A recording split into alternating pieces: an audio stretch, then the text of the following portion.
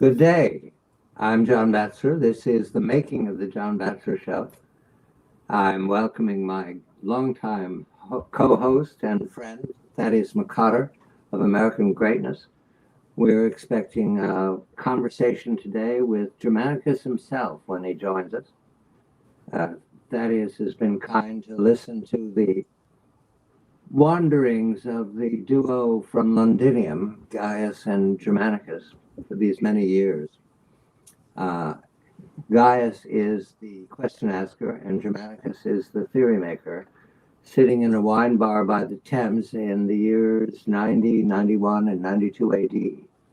They're Roman citizens, but very far from Rome, which is wise because the walls have ears, the stones have ears, the rivermen have ears, and it's a paranoid world living under Domitian, the last of the Flavian emperors in Rome. Several weeks' journey distance.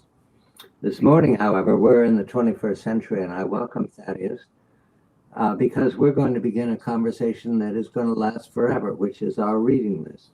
It occurs to me that we do not talk about what we're reading as grown-ups, left behind in school years, but we continue to read the same books or new books or versions of the books that we should have read in college. That is a very good day to you. We're waiting for Germanicus to join us. My reading list is now simplified for my Saturday interview with the author Max Hastings, Sir Max Hastings, who writes on the Second World War history. What is your reading list this morning before I plow into Sword Beach? Good day to you, Thaddeus. Good day to you, John. So if Gaius and Germanicus are over in Londinium, I'm still sitting over on the Emerald Island telling you to leave us alone. So that's kind of what I'm doing today, because I'm reading Tim Pat Coogan's book about the Troubles that occurred in Ireland at the end of the 20th century. So I'm looking forward into the future, if you will, from Ireland. One of the books that I recently had an opportunity to talk to the author, who is at the University of Toronto, a young professor. The title is Rot, and it presents itself with the provocative title of an imperial history of the Irish famine. And you're reading the troubles that followed the famine in the latter part of the century, but everybody was damaged by it, every family and every part of Ireland. And I learned from the author of Rot that the famine was a product of the abuse by the British Empire of the people of Ireland, who were regarded as simple and stupid and very lazy and able to get by on the potato crop. That's all they had.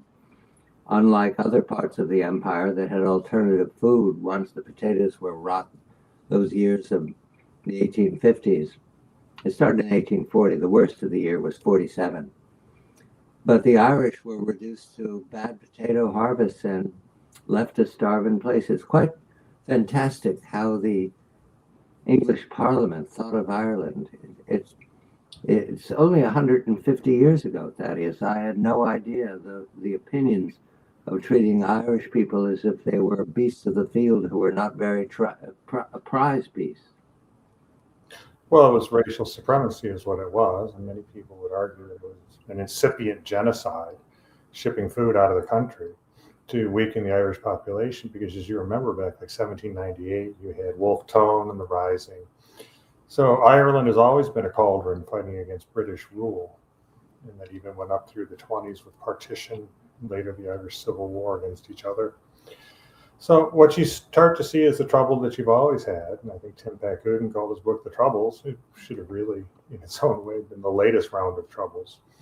They've gotten through that. Good Friday Accords seem to have held. So there's still hope and there's optimism now for the first time in a long time. But when you talk about the famine, when you talk about Rot, there's books like The Great Hunger and others. And I think that with the Rot, one of the things that he brought to the table was our concept of free trade, which certainly would help Britain as an empire, as an exporting country. So when you take free trade on that, it would explain why some of the potatoes are being shipped out of Ireland, even though the people were starving. And although some was coming in, they were making more money off of what was going out. Less was coming in, and the people were starving to death. But then again, that was the ideology of free trade, that somehow free trade would make everybody better. Well, it made some people richer, and it hurt some other people. And to a certain extent, we're starting to see some of these same type of arguments here in the United States over tariffs, over protecting American industries, whether free trade in general as an ideology has helped the United States, which in some ways is also an offshoot of globalization. So what's old is new again, John. And I would argue that the ideology of free trade has not helped the United States. It's led to its deindustrialization. It's hurt places like Detroit, the entire Midwest, and others, by destroying our manufacturing base and actually enabling our enemies to get a leg up on us in the manufacture of armaments. So what's old is new again, John. I'm learning for the first time, however, the general understanding was that the English abused the Irish people, the people of Ire, from Cromwell's time on. But I didn't know the specifics in this period of the 19th century, 1840s, 1850s. I didn't know. Well, here's what I didn't know, Thaddeus, and forgive me for not understanding. The English families were given huge tracts of land by Cromwell and his successors in the 17th century. This is coterminous with the enclosures in England, where they stopped people from using common village land for crops and enclosed them and owned them. Well, in Ireland, they had these huge tracts of land, and they turned everybody into a renter, not an owner. And they left them with small farms to live from. And so the Irish population was reduced to the vulnerability, the excessive vulnerability, when the food crops started to fail. They didn't have alternative means. And yet the absent English owners insisted upon collecting the rent, even though the potato crop was bad. Yeah, the absentee landlords, King James and others, this had been going on for quite some time. And what Cromwell added to it was the butchering of people like, and so Cromwell being Cromwell. The final analysis, though, for the Irish people has always been. Let me back up. One of the most important things people forget because of the Troubles was the fact that most of the Irish nationalist movements were non-sectarian. They were Protestants and Catholics, trying to get rid of British rule. It was only after the creation of 6 counties in the north of Ireland, after the treaty with the British in 1921, was there a sectarian dimension to it, with the Protestant majority and the Catholic minority in the north. But prior to that, it was O'Connell, Parnell, and others, it was a non-sectarian movement for a united Ireland. We're seeing Germanicus break through the door. Germanicus, thank you very much for joining this morning. Yeah. Welcome. Sorry to cross your threshold. We welcome you because Thaddeus and I are discussing. He's reading a book about the Troubles in late 19th century Ireland, and I've just finished a book about the late 20th century. Late 20th century. Forgive me, I'm skipping around too many centuries. My Gaius so many troubles. I can go back to Bantry Bay, so. Yeah, my Gaius hat slipped. The late 20th century. I've been reading about the mid 19th during the famine and the abuse of the Irish farmers by the English Parliament. But Germanicus, we have you here, so I'm very pleased to introduce Germanicus to this audience. Germanicus is part of a duo on Sundays, usually, when they meet in their wine bar by the Thames with the retired centurions as an office. They scan over the following 2,000 years, it's 92 AD now, wintertime, and find explanations for the conduct of the American Empire. And Germanicus, knowing you were here, I had a note from Gaius to bring up something that suddenly Gaius says that he hadn't seen before. These days, one of the ways that the European states express their willingness to participate in the relief of Ukraine from the siege of the Russians is to call themselves the coalition of the willing. We've all heard that language. It's very peculiar. Gaius apparently woke up in the middle of the night and said, That's it. Why didn't I see it? First coalition, second coalition, third coalition against France. First against France, then the second and third against Bonaparte, against Napoleon. We're Right. living in a coalition world where they come together and break apart. We can see the coalitions, the American coalition, the European coalition, and the Russo-Sino coalition. And they could break apart at any moment. They don't have to be loyal. Well, Gaius sends this note to pass on to you. What do you make of it, dramatically?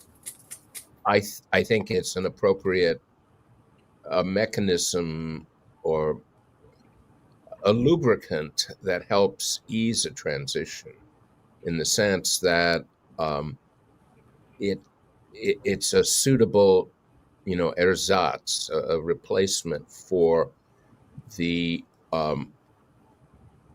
ossified constraint of a formal alliance system that no longer has the kind of flexibility and suppleness that it once did. And of course, you can argue that NATO ceased to become a supple alliance decades ago, even before the end of the Cold War. But it as a vehicle for the interests of all the powers, quote unquote, and lesser states, it has served less and less well, and I think that's why the provenance of coalition of the willing, of course, I believe, is the initiation of the Great Muslim War and the run up to the invasion of Iraq. And so the term has been around, and it was adopted initially only because France and Germany, as you recall, refused to join the coalition of the willing, so it couldn't be an alliance effort. And when the alliance effort was finally achieved in Afghanistan years later, it was awkward and forced, and it didn't work out well for any of the parties who were participating. And so, in many ways, it isn't so much the great disruptor, the Emperor Trump, who is pushing for this. I think it is essentially a response to new realities, and the coalition, by definition, is flexible.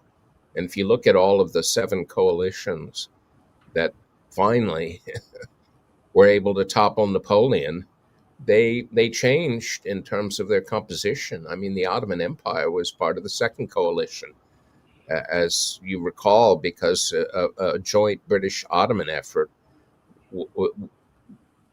it reinvaded Egypt to push Napoleon's army back and eventually to force its surrender in Egypt. And the others were different too. Spain wasn't a member of all of these coalitions, only the fifth coalition. Sweden was a member of the fourth and the sixth, and it really helped to create a kind of normative framework for friendly and cooperative relations between great powers that I think helped to usher in the long period of amity that was created by Castlereagh and Metternich at Vienna in 1815, and the concert of powers was really the result of this. So in many ways, I mean, I haven't made this, but it is certainly a seductive thought that looser coalitions built around mutual interest actually can serve better than a rigidly structured alliance, especially one like NATO, where the US had become so dominant and where I think a lot of Europeans feel humiliated at being called vassals and to have, in effect, become vassals. This isn't good for anybody. So, in many ways, I think this movement is a positive. And that is, what's your measure of these coalitions that form and unform? France and Germany now are saying, well, if the conditions are right, we'll provide troops that are non-NATO troops to Ukraine. Do you regard that as a credible proposition, that is? Well, it leads to two questions I have for Germanicus that are both interrelated to that. It's one is the looser form, the coalitions tend to help to mask some of the long-term aims of the individual alliance members. Right. And it also leads to the problem of, does this also correlate to their inability to convince, as their democracies, if they're democracies, does it also lead to their inability to convince their people of why these aims of the government are so important to them?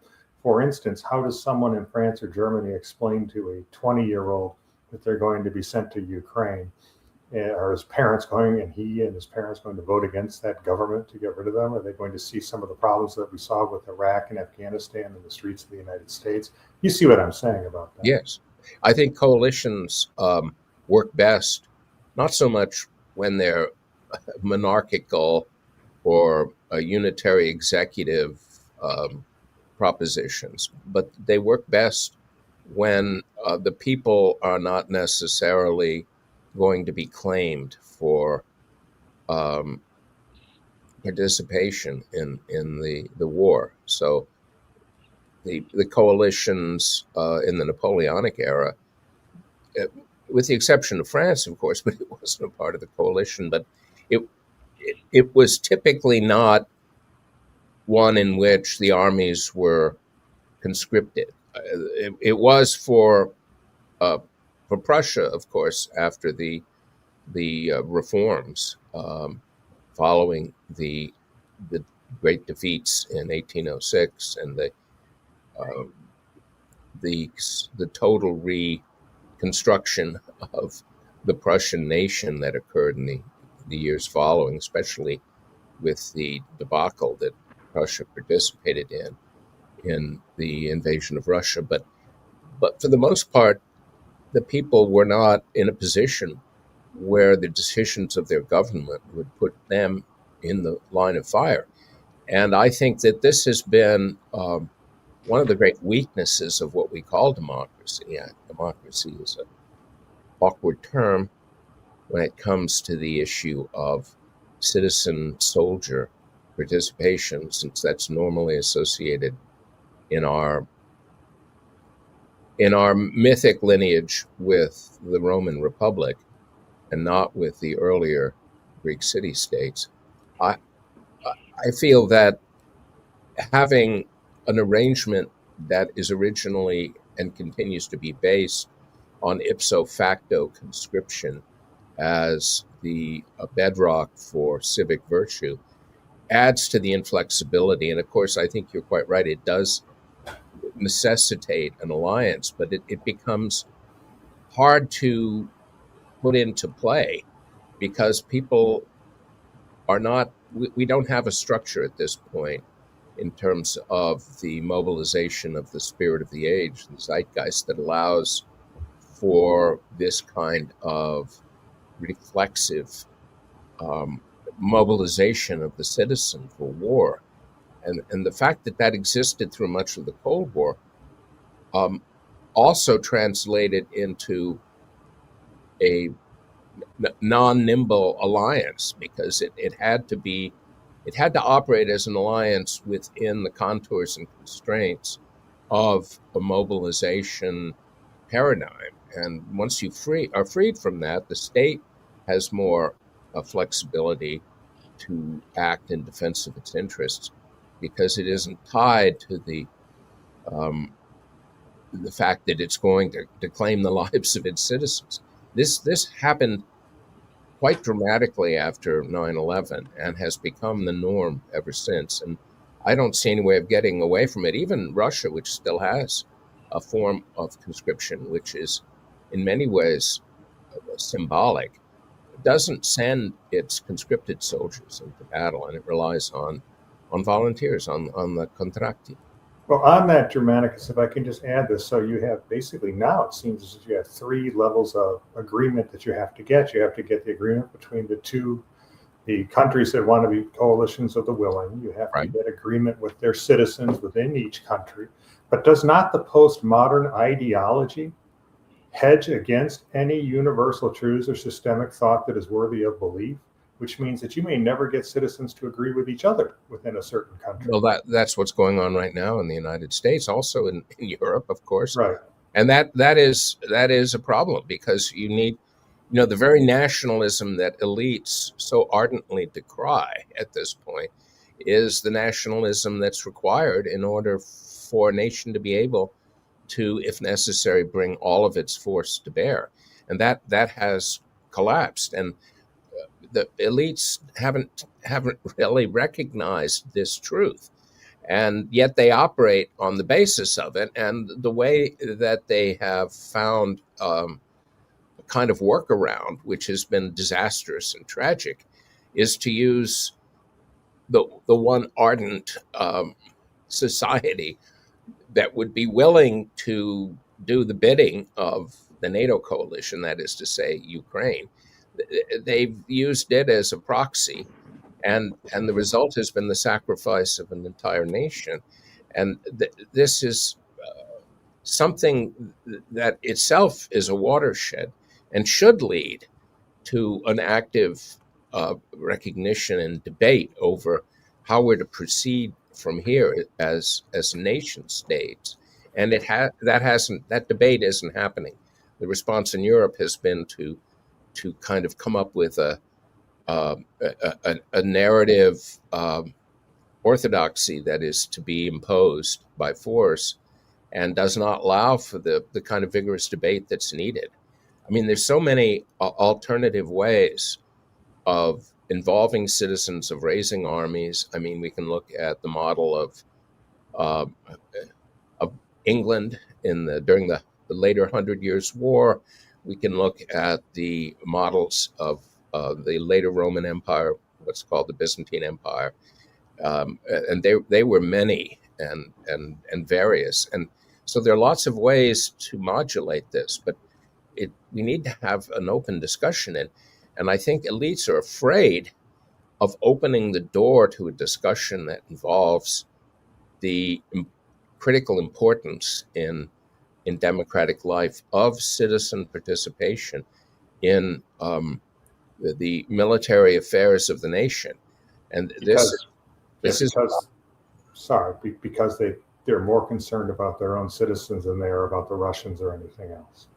Right. Well, they're concerned about the citizen rebellion. That's what they're concerned about. Yeah.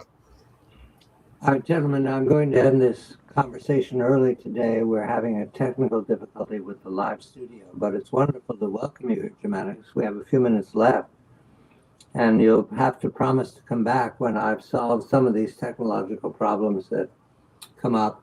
This is early in the streaming life of people, and all microphones have to be set to the right. And I have my limits of understanding of what I'm doing. I have to try and so I beg pardon, Germanicus, and thank you. And you need to come back to us. I do have. We just have a few minutes. I do have a thought, though. Yeah. Guys didn't mean to introduce the idea of coalition as a strong thing. You have a vision of Metternich and afterwards. I agree with that. Although we ran into the wall of 1848, and then again the the Communard of 1870 when the Prussians bombarded Paris. There are little glitches in the idea of comity. However, it occurs to me that Gaius means it as a demonstration of weakness. Napoleon defeated all of them until that last spurt of rage by him, taking on the combined armies at what we call Waterloo. I just mentioned that the coalitions so far that we've seen, Afghanistan, Iraq, the first Iraq War, they've not been strong or substantive. And the coalitions we're looking at now, they're fluid, yes, but if we're in an age of coalitions, Germanicus, I mean to be difficult here. At the end of the line is the catastrophe of the Great War. Is that where we're heading? Well, go ask Mr. Mearsheimer, because he has some strong views on that. But the coalitions in the Napoleonic era were held together by what was termed by a wonderful historian of that very time, John Scheffler, as guineas and gunpowder. It was held together by the British being able to provide the glue for the coalition. And in many ways, obviously, the U.S. did that in the Great Muslim War during Iraq and then Afghanistan later.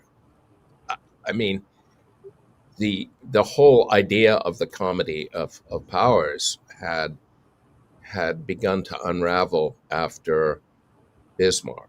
Clearly, Bismarck had done the best he could to hold But together. was it inherent in the nature of coalition? Well, it's inherent in the nature of intense competing religious nationalism, in which the competition for status and prestige was everything. And Well, that look at the is fencing over Greenland. Look at their ability to make right. existential remarks over something that they've never visited. Well, that I don't want to say that's a facile analogy, but it's an easy one because there's a lot of sound and fury here. But my sense, just trying to interpret the dark glass, is that this is all performative. It is an attempt for the U.S. to reshape its position in the world without having to suffer the slings and arrows of a great defeat. What I don't see from China and Russia, or indeed India, and certainly not Europe, is the same kind of deeply competitive and thus often self-destructive drive that you had in Europe in the 19th century, which was frankly in a kind of crescendo curve throughout the 19th century. It just kept getting more and more intense, especially after the unification of Germany and Italy. So I don't. Germanicus, we're going to have to stop. We've Okay. run up against the technical Sorry. limit. Yeah. No, it's fine. I shouldn't invite Germanicus when I haven't solved the technology.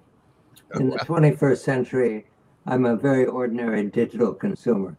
Thaddeus, I apologize to you. You will promise to come back next week when we'll be off to Berlin and welcome Germanicus to continue this conversation about the word coalition. That seems to be the center of the problem.